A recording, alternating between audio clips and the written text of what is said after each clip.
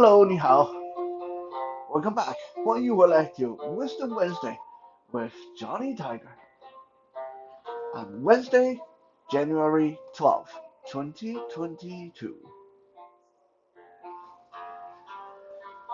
I remember in the past episode we talked about bathrooms in Chinese history and connection to Chinese people, and I mentioned how repulsive those outdoorsy hole in the ground bathroom had been and how much they traumatized me as a child. Today we're going to revisit that similar topic, but we're going to narrow our scope down to just one item in the washroom. Yes, you guessed it right. Today we are going to talk about the toilet.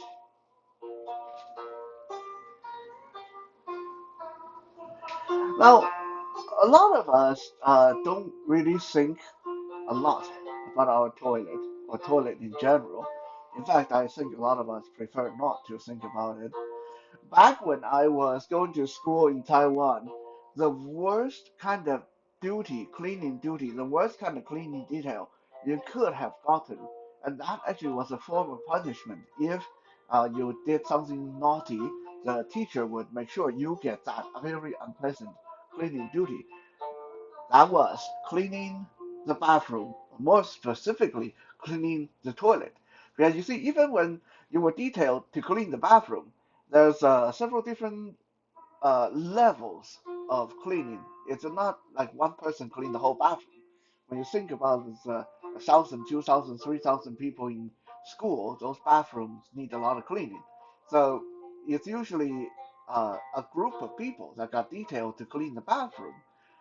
Depending on how bad your offense was, you might only have to clean the mirror or the floor or the sink. But if you did something really, really naughty or you really pissed off the wrong person, then sorry, dude, you're cleaning the toilet. Ugh, ugh.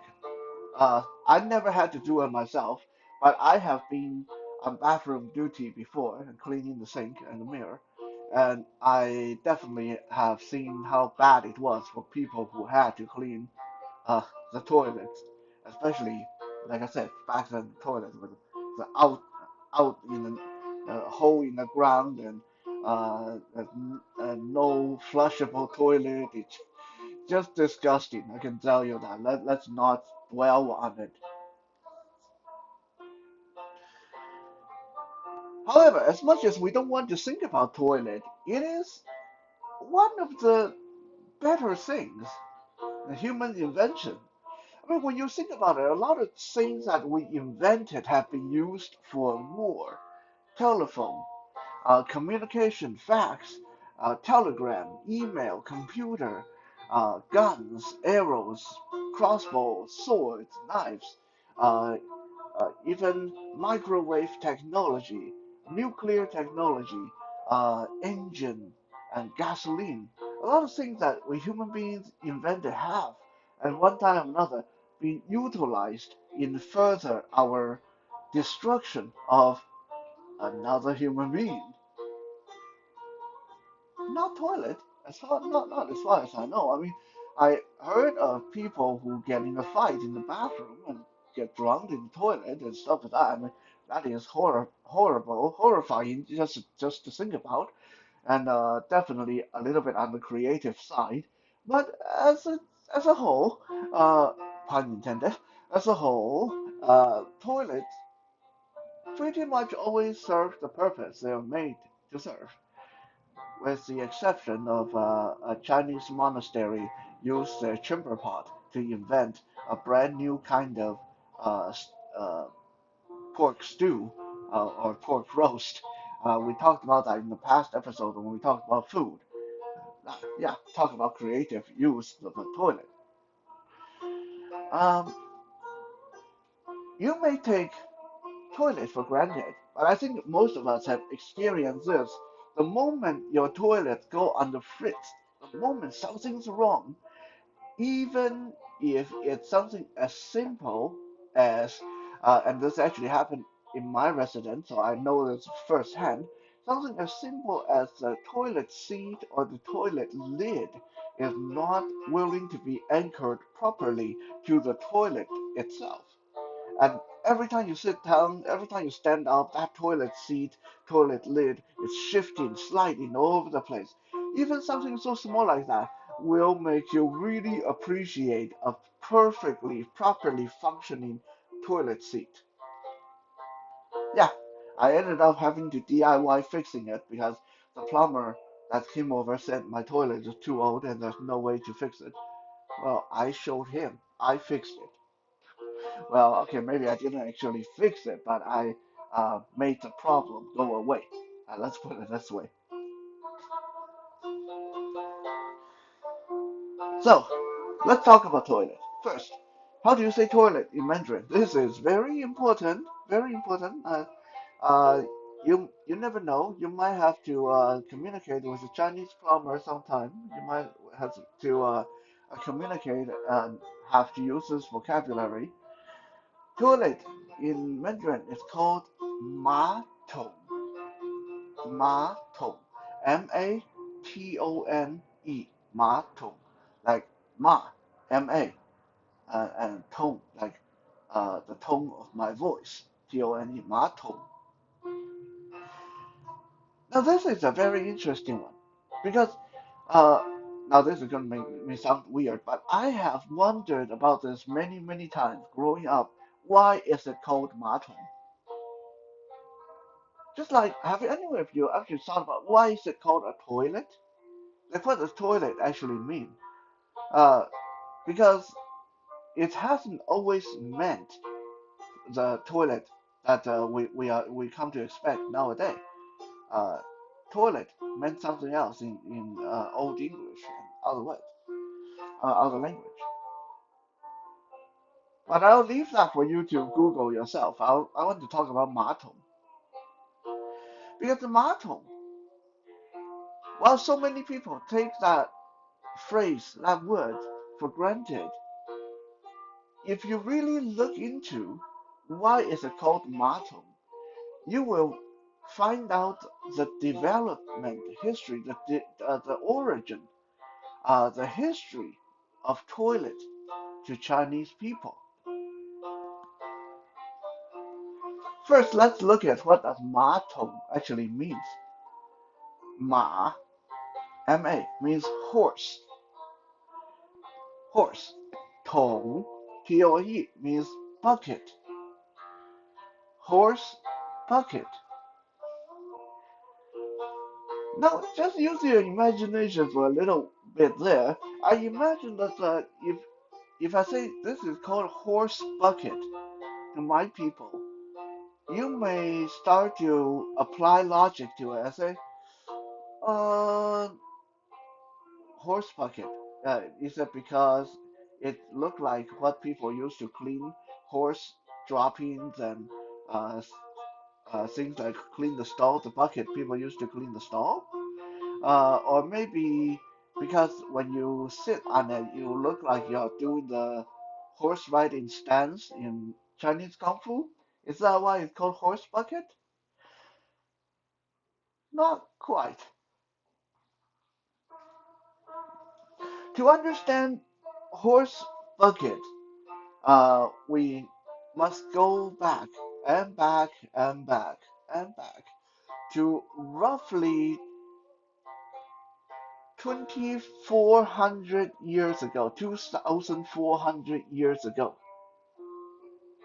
during the beginning of the Han Dynasty in China.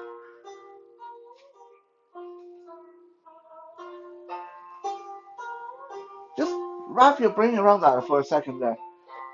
2,400 years ago, so that's like 300 Christ, before Christ was born, the 300 BC. Yes. So yeah, about 300 BC, in the beginning of the Han Dynasty, there was a general who fought alongside the first Han Emperor, the martial emperor of the Han Dynasty. Uh, This general was named Li Guang. We'll just call him General Li for simplicity's sake. General Li was immensely good at his job. He was very, very accomplished as a soldier. He wasn't just a general who could tell people what to do, tell people where to go. He could do that too. But he was a bona fide badass. Uh, how badass was he? General Li was said to be one of the best archers in the entire Chinese history. It was said he could shoot a leaf off of a tree at 100 paces with an arrow. He doesn't even miss. He can shoot whatever leaf he aims at. He always can hit whatever bird that is flying past overhead with his arrow. Uh, he's like he's like Hawkeye from Marvel Cinematic before Hawkeye even became a thing. He's like a Green Arrow in DC Comics before Green Arrow even became a thing. He's like like Robin Hood in Chinese history. Anyway, General Lee. So he was very very good as a general. He was very good as a soldier. He was one of the best archers in the entire Chinese history. Uh, he was so good at it that people gave him a nickname, calling him the Flying General of China. Why Flying General? You gotta remember, back then, most people, when they did battle, they have to get up and close in each other's face, swinging their swords and whatever. This guy was so good at his archery that he basically just picked people off from long distance. It's like he could fly, like he could fly to you and touch you and kill you. So they call him the Flying General of China, General Li Guang. But unfortunately for General Li, after the Han Dynasty was consolidated, after the war was over and the Han family won the war, and now we have a new dynasty, well, there's no need for him anymore. He's a soldier. He's a general. He knows how to lead soldiers. He knows how to shoot arrows. He knows how to wield a sword. He knows how to ride horses. He knows how to do things on the battlefield. But suddenly it's peace. It's time to put away the bow and arrows. It's time to put away the spears and swords. The horses are set aside, and it's time to rebuild the country. Which means General Lee, great war hero General Lee, got nothing to do. And perhaps he also was coming down with a touch of midlife crisis at this point. So he took all that martial prowess, all that great capability on the battlefield, and put it towards a new hobby. General Lee started to make himself one of the greatest huntsmen in Chinese history. Every day, every month, since there's nothing to do, he just took his escort, took his companions, and they would ride into the mountains far and wide. They would ride to distant land just to hunt, just to uh, keep displaying his amazing archer archery skills. General Lee was such a badass that he refused to hunt anything but tigers. It was said that General Lee was so hardcore, and this is kind of inhumane, but hey, I mean, we are talking about 2,400 years ago, so what can I say? So it was said that General Lee would hunt tigers every time he went out on a hunt, and he never came home empty-handed. And every time he caught a tiger, he would cut off the tiger's head and then take the flesh and the fur off the skull, and he would use the tiger's skull as his pillow at night. Like, dude, that's seriously disturbing stuff, and I admit that is kind of really hardcore. To use any kind of skull as your pillow is hardcore to begin with, but to use the skull of a tiger that you just killed earlier as a pillow, that's some serious Conan the Barbarian stuff. In addition to that, because General Lee was so proud of his ability to kill tigers, he started to uh, make these little clay vessels in the shape of tigers, and he would use these clay vessels as his chamber pot. Those were the first recorded chamber pots in Chinese history. Back then, they didn't call them chamber pots, they called them 夜虎子, which means night tiger. Yeah, the first recorded chamber pot in Chinese history called night tiger, and there were these clay vessels uh, in the shape of tigers. They were like hollowed out tiger statues in a sense.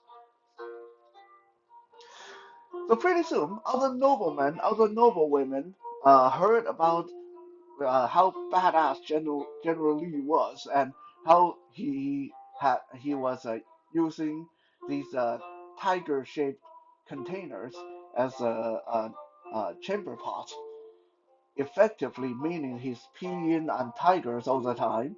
That's how little he thought of tigers. Uh, Other people started copying him, so suddenly was all over the imperial court. Even the emperors started using similar clay containers for a chamber pot. This style of chamber pot, the night tiger, would go on to be in fashion for hundreds of years until the Tang Dynasty, which was, well, roughly speaking, 600 years later. So about uh, AD 300, about 300 AD,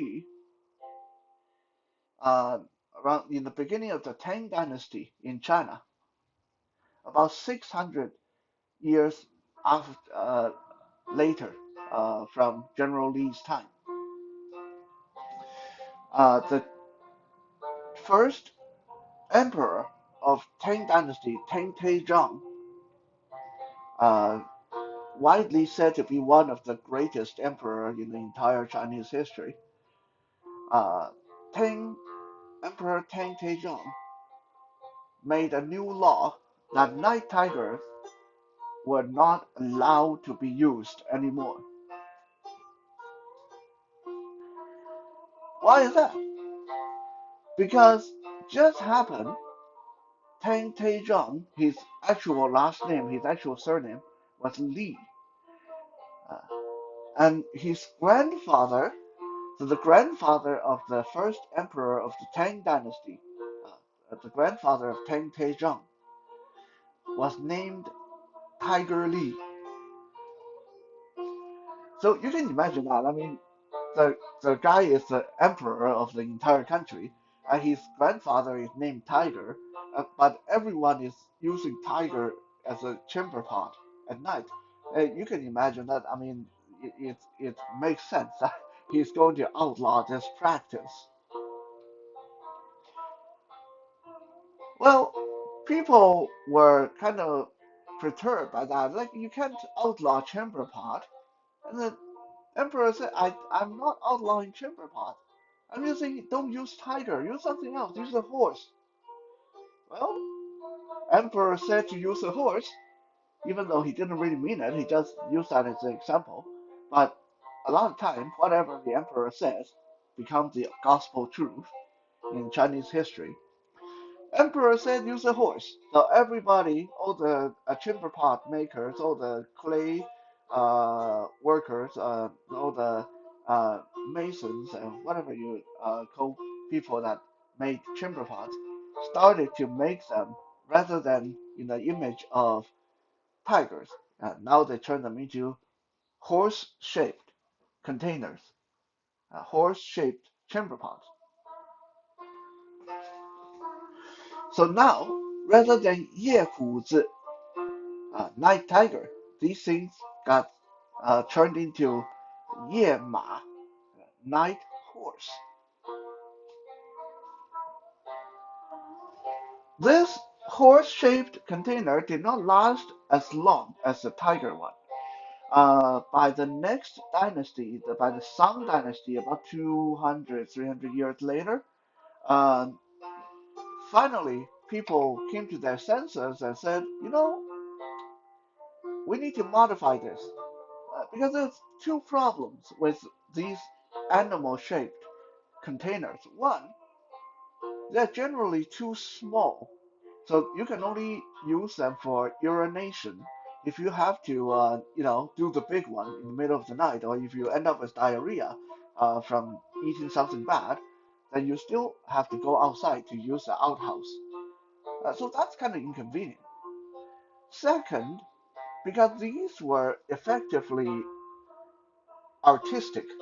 They have to be made to a certain image, uh, especially back then. It's not like there's machine or molds or 3D printing to make a thousand of them a day. They had to be made by hand. So you can imagine sitting there trying to make these containers that look like tigers, and then later the emperor said, no, no, no more tigers. You have to use horses, and then you have to make them look like horses. Well, that's a lot of work just for something that you pee in at night. So people in the Song Dynasty decided, you know what? Enough of this. Why don't we just use a big wooden bucket? This way you can urinate in it, or you can defecate in it. You can do whatever. You can puke in it if you drink too much, whatever you want. Uh, it's easy to uh, sit on, and you can fit under the bed, and it's a lot easier to produce. You don't have to make it so pretty or make it look like a certain animal. But some people still try to claim onto the old tradition. They say, because, well, the Tang emperor said you have to use horses. Well, okay, let's compromise. Now we'll have these wooden buckets. We'll paint a horse on the side. Happy now? From that day on, from the Song Dynasty onwards, these old wooden bucket style chamber pot that we still see in movies nowadays, some of them would have horses painted on the side. They're called 马桶, horse buckets. Aha, we just went full circle. Now you know why it's called 马桶. Now you know why it's called horse bucket in China. Now some people say, well, no, that's not right because you're talking about chamber pot. That's uh, not not the toilet we're talking about. Well, you got to remember, in China, the toilet, the flushable sitting toilet, didn't really become a thing until the early 90s or late 80s. So prior to that, people still use these wooden bucket style 马桶. So once flushable toilet became fashionable, people just still call that 马桶, but there's no change. It totally two different things, but it has the same name. Now in Taiwan, 马桶, the flushable toilet, was a thing a little bit earlier because when Japanese people ruled Taiwan, that's one of the modern uh, things that they kind of introduced to Taiwanese people. alongside with electricity and steam engine and stuff like that. So, as much as I hate what Japanese people had done, they did do some good for improving the lives of Taiwanese people by making the country more modern. Another little trivia before I go, uh, chamber pot, aka mato, uh, was one of the personalized item uh, when you get married. What do I mean by that? When a bride was moving into her new home, moving in with the groom or the groom's family, as in the old days, usually they have to live with the male side of the in-laws. So quite often, the bride would bring a lot of her own clothes and jewelries and stuff like that. Those are normal. But she would have to bring her own chamber pot as well. Yes, chamber pot was said to be such a private, personalized item that uh, when you get married, you have to bring your own. It's not your new family is not going to provide you with a chamber pot. You have to bring the one that you've been using all this time. And back then, chamber pot was actually uh, uh, viable, a valid wedding gift. Quite often, usually a woman who is going to get married, her best friend, her besties, going to pool their gold and silver together and buy her a brand new fancy chamber pot. So when she move in with her new family, she's not going to bring an old stinky chamber pot with her. She's going to have something new and fancy to bring with her. So that is kind of a little interesting trivia with around the how private, how personalized chamber pot or motto were to my people. Thank you for checking out today's Wisdom Wednesday. We'll be back again tomorrow for Toy Thursday. For now, 谢谢 and 再见。